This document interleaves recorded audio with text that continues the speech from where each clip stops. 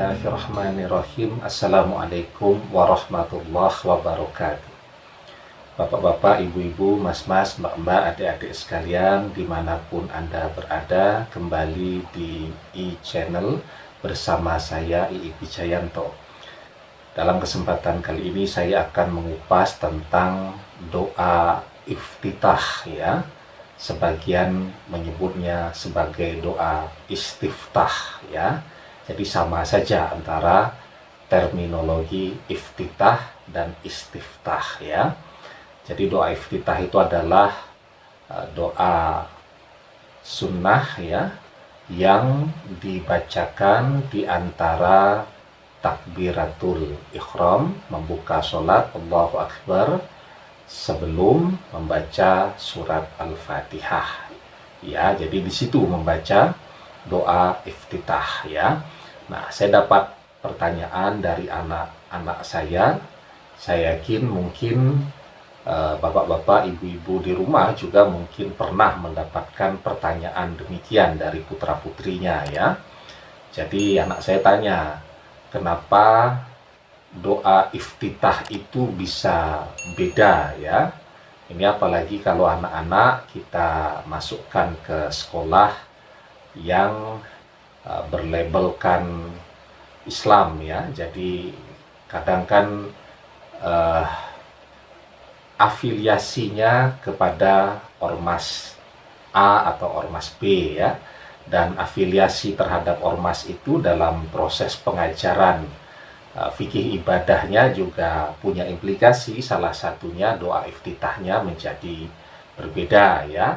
Kalau ormas A iftitahnya A, kalau ormas B iftitahnya B, kan begitu. Nah, jadi anak saya tanya, kenapa doa iftitah itu bisa beda antara dulu ketika di SD diajarkan oleh guru seperti ini, sementara ketika SMP karena sekolahnya di sekolah berlabelkan agama tadi, doa iftitahnya menjadi berbeda.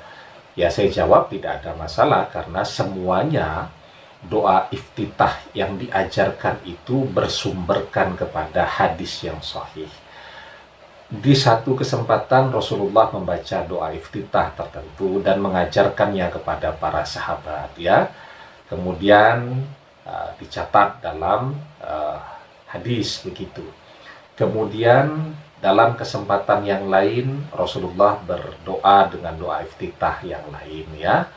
Ketika Rasulullah bersama Aisyah berdoa dengan doa iftitah yang lain, kemudian dituturkan menjadi hadis. Ketika bersama Imam Ali bin Abu Thalib berdoa dengan doa iftitah yang lain, kemudian dituturkan dan kemudian menjadi hadis. Jadi semuanya bersumberkan kepada hadis yang sahih, ya.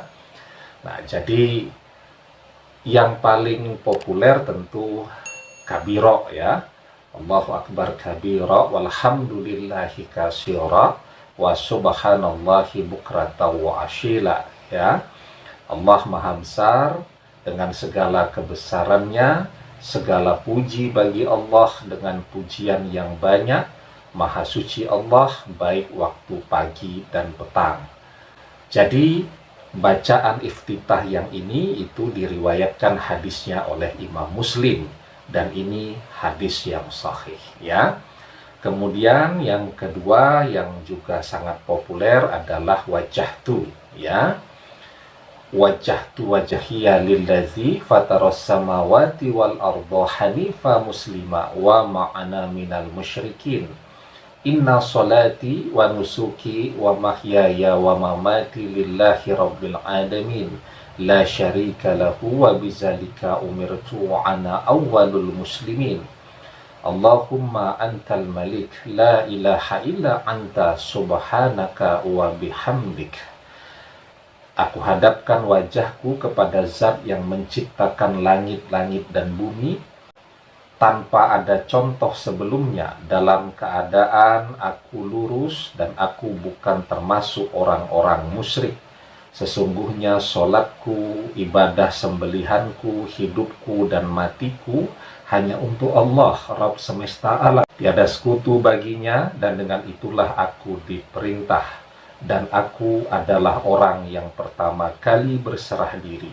Ya Allah, Engkau adalah Raja, tidak ada sesembahan yang hak kecuali Engkau. Maha suci Engkau, dan seluruh pujian kepadamu. Doa ini adalah hadis yang diriwayatkan oleh Imam An-Nasa'i dan kemudian disahihkan oleh Imam Ibnu Majah. Juga bersumberkan kepada hadis yang sahih, ya. Kemudian doa yang lain yang juga sangat populer, doa iftitah adalah Allahumma ba'id, ya. Allahumma ba'id baini wa baina khotoyaya kama ba'adta bainal masyriqi wal maghribi. Allahumma nakini minal khotoya kama yunakat saubul abyadu minad danasi. Allahumma qasil khotoyaya bil ma'i wassalji wal baradi.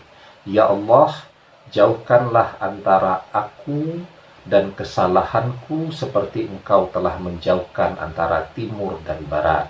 Ya Allah, sucikanlah kesalahanku seperti pakaian yang putih disucikan dari kotoran. Ya Allah, cucilah kesalahanku dengan air, salju, dan air yang dingin. Doa ini diriwayatkan di dalam sebuah hadis oleh Imam Bukhari dan Imam Muslim. Juga bersumber kepada hadis yang sahih. Jadi saya bilang ke anak saya, ya kalau namanya proses pembelajaran di sekolah, ya manut guru saja. Kalau gurunya berasal dari ormas yang iftitahnya Allahumma ba'id, ya kamu kalau ditanya iftitahnya apa, ya kamu jawab Allahumma ba'id, ya. Kalau pas ujian disuruh menulis iftitah, ya kalau gurunya berasal dari ormas yang Allahumma ba'id, ya kamu jawab Allahumma ba'id, dan seterusnya. Nah, kalau kamu gurumu adalah berasal dari ormas yang bacaannya wajahtu atau kabiro, ya kamu jawab dengan wajahtu dan kabiro. Dan semuanya benar karena memang bersumberkan kepada hadis yang sahih, ya. Nah, terus dia tanya, kalau ayah bagaimana? Ya kalau ayah, ya kalau sendiri, ya ganti-ganti bacaannya. Ya, tetapi ketika mengimami sholat, memang ayah lebih banyak membaca kabiro, ya Allahu Akbar kabiro, walhamdulillahi kasiro, wa subhanallahi bukrata wa asila. Pertimbangannya apa? Pertimbangannya karena bacaannya paling pendek, ya, sehingga ngimami sholatnya tidak terlalu lama, karena Rasulullah SAW memerintahkan kepada kita ketika menjadi imam sholat untuk meringankan sholatnya, ya. Jadi di dalam sebuah hadis Rasulullah SAW bersabda, "Idza shalla ahadukum linasi falyukhaffif fa inna fihi mudha'ifa was-saqima wal kabira fa idza shalla li nafsi falyutawwil masya'a."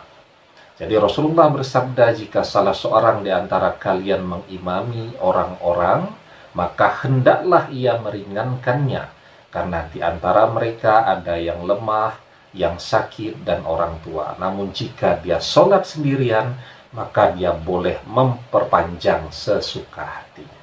Ya, jadi demikian, ya. Semoga bermanfaat. Wallahu a'lam bishawab, billahi taufik wal hidayah. Assalamualaikum warahmatullahi wabarakatuh.